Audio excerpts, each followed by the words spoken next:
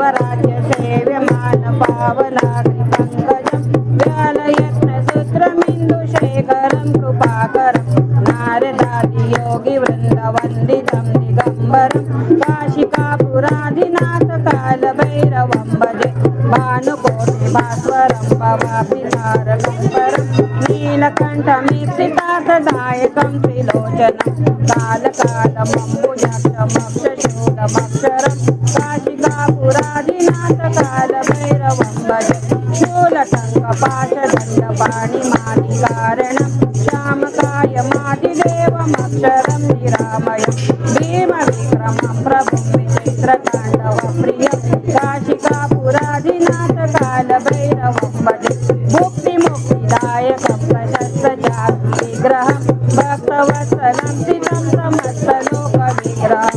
विणीपन्मनोज्ञहेमकिञ्चिनितसत्कटिं काशिकापुराधिनाथ कालभैरवं भजे धर्मसेतुपालकं धर्ममार्गनाशकं कर्मपाशमोचकं सुशर्मदायकं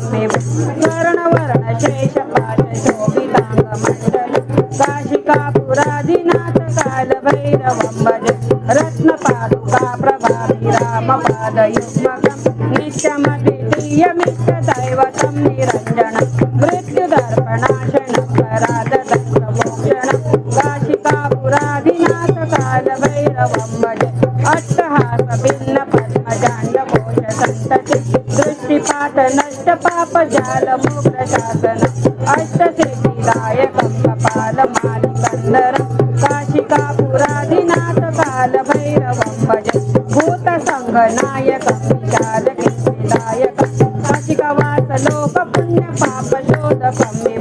नीतिमार्गकोविदं पुरातनं जगत्पतिं काशिकापुराधिनाथ कालभैरवं भजे कालभैरवष्टकं पठन्ति ये मनोहरं ज्ञानमुक्तिसाधनं विचित्रपुण्यवर्धनं शोकमोहदैन्यलोककोपतापनाशनं ते प्रयान्ति कालभैरवाङ्घ्रिसन्निधिं ध्रुवम्